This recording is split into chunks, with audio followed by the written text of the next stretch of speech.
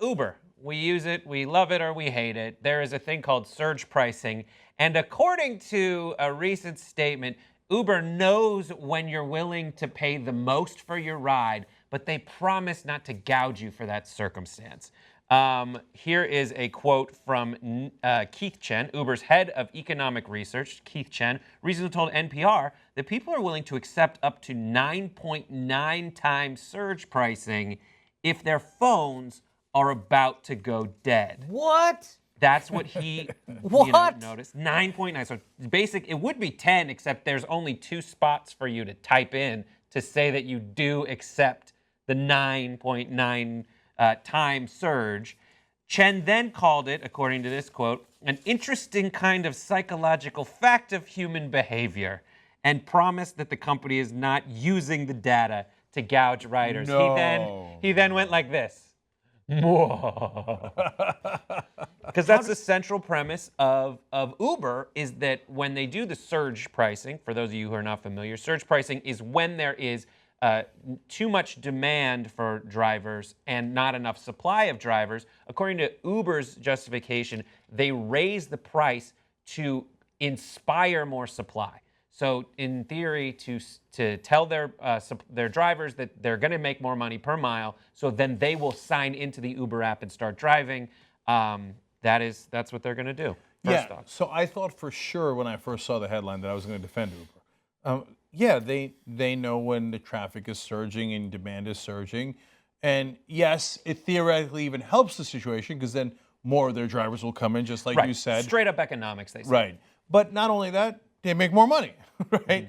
And I got it. If you don't like it, take a cab, right? So what was annoying about the cabs, especially in a city like LA, is they had really no real competition. So half the time they wouldn't even show up. Yes. You'd have to get to the airport and they wouldn't show up. Yep. So now every city's different.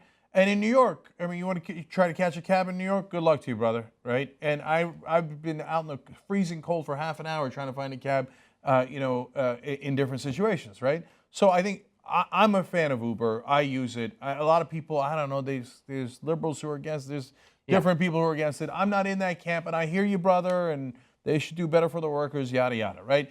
So I was, okay, God bless, okay? But, so I was all set to defend them, right? Mm-hmm. But no. You're allowed to use public information about traffic and this and that.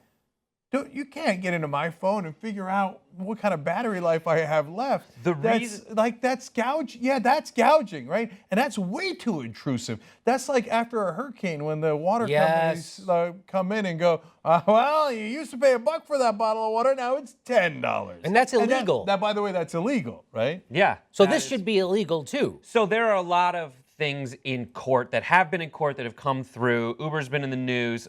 In April, there was a $10 million ruling. We have a graphic for this. And another one in February for a $28.5 million ruling against Uber, saying that they mischaracterized and misled people with how they said their background checks were industry leading when they didn't even do fingerprints.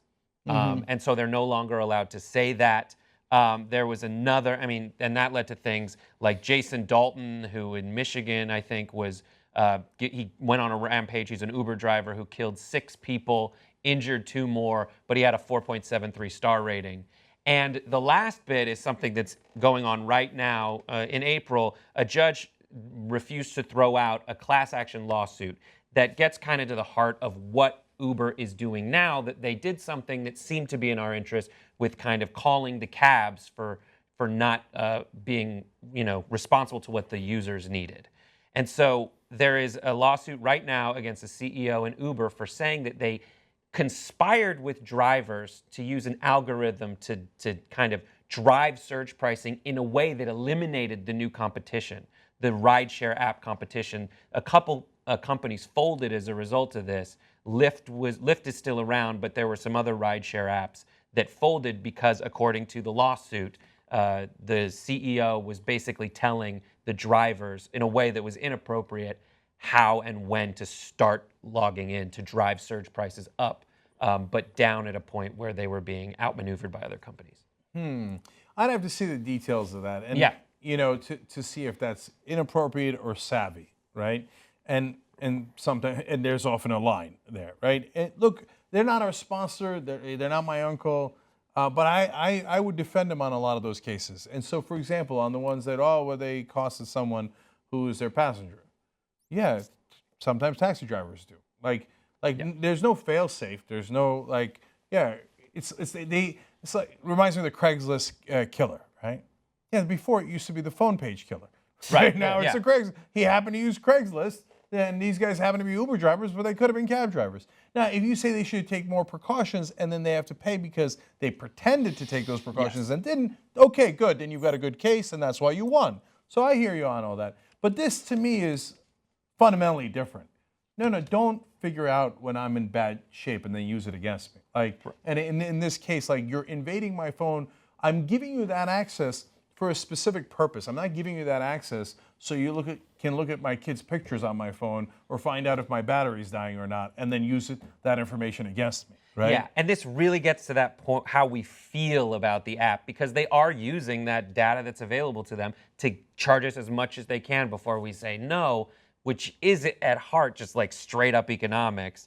But they say that they know how much battery you have, so that they can lock it into low power mode when you're running out of battery. Yeah. But they're going to do you a favor. It's like, trust us. Trust us, we're Uber. We are systematically eliminating competition. And I don't know. We'll see. We'll see. Here's why, by the way, you shouldn't trust them. And having nothing to do with Uber, but having to do with how business works. So he says, no, don't worry, guys. We won't use that, okay? Until the next board meeting where they go, wait a minute. Here's how much more money we can make if you use that. So why are you giving up, let's make up a number here, $12.5 million. And that'd probably be a low estimate. Why are you giving up an extra $37.5 million in profit?